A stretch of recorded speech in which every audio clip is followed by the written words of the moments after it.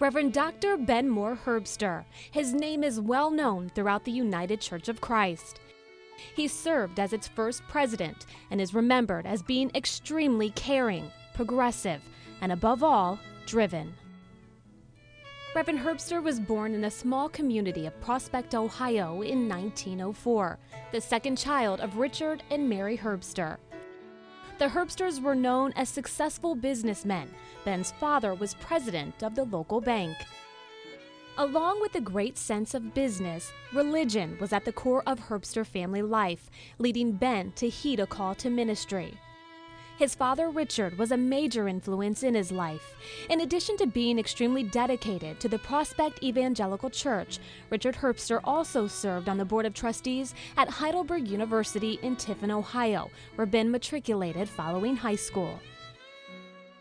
Reverend Herbster graduated from Heidelberg in 1926 alongside his future wife, Elizabeth Beam.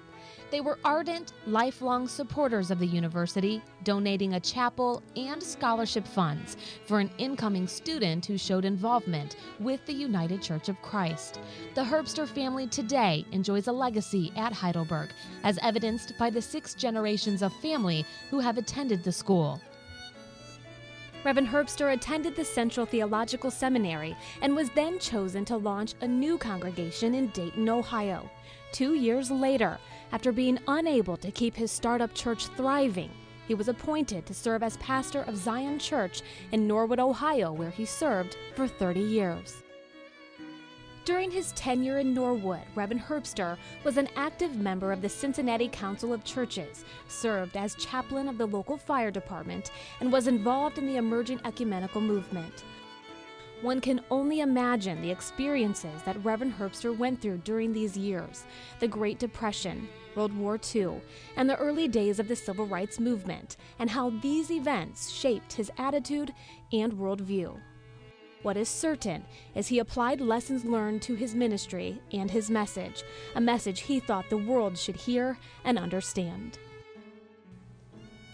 Reverend Herbster was recognized with multiple honorary degrees over the course of his career, including Elmhurst, Talladega, Lakeland, and Franklin Marshall Colleges, most often following his ascent to the UCC presidency in 1961. What was somewhat unusual was that Reverend Herbster's first honorary degree was bestowed on him by Heidelberg when he was only 40 years old and pastor of a local congregation, a significant honor at such a young age. It was an indicator of future recognition as Reverend Herbster's message of engagement and social justice began to flower and bloom. Reverend Herbster played a major role in the negotiations that led to the union of the Congregational Christian, Evangelical, and Reformed churches to form the United Church of Christ. Multiple reports at the time indicated that hundreds, perhaps thousands of people first learned about and began to appreciate the United Church of Christ through Reverend Herbster himself. During his 8 years as UCC president, he challenged those within the UCC community by going on the road and speaking about how the church could change the world for the better. His perspectives on social justice, the role of the church, peace, and the ecumenical movement were considered radical at the time, yet he insisted on speaking out. Herbster promised to lead the church to increase devotion to Christian work, including, he said, an unending effort to guarantee to all men, women, and children here in America and to the ends of the earth a chance to live in freedom, justice, and goodwill. During the 1963 General Synod meeting of the United Church of Christ, Reverend Herbster asked to set aside the agenda and focus on the present racial crisis. Few times in our lives have we faced a greater responsibility than we face now. I believe we dare undertake nothing else until we have acted with faith, courage, and vision, and I trust, with unanimity, in terms of the need of the hour. The situation present across America, the way in which our society, our Negro brethren, are treated, economically, politically, and socially, constitute a blight from which we must be saved. This blight must be eradicated, and eradicated now. 6 weeks before the historic March on Washington in 1963, Reverend Herbster laid out an aggressive agenda in which the UCC's resources and the programs of its mission agencies would be brought to bear on social justice within the race relations crisis. Never did he waver from his views on the subject, even when individual tragedies occurred within the movement and people railed against him and his views. His challenge was for every local congregation to stand together in the movement and make a change. He knew that all people were God's creatures, and he preached that, and he lived that, and that was the kind of president of the denomination, the new denomination, when it was formed in 1957. That's the kind of president we wanted. Reverend Herbster once stated that the church is a risk-taking fellowship. Reverend Jeffrey Black, general minister and subsequent president of the United Church of Christ, stated that he was clearly a visionary and ahead of his time. He had a sense we would need to be innovators. Reverend Herbster put great emphasis on the local church and its power.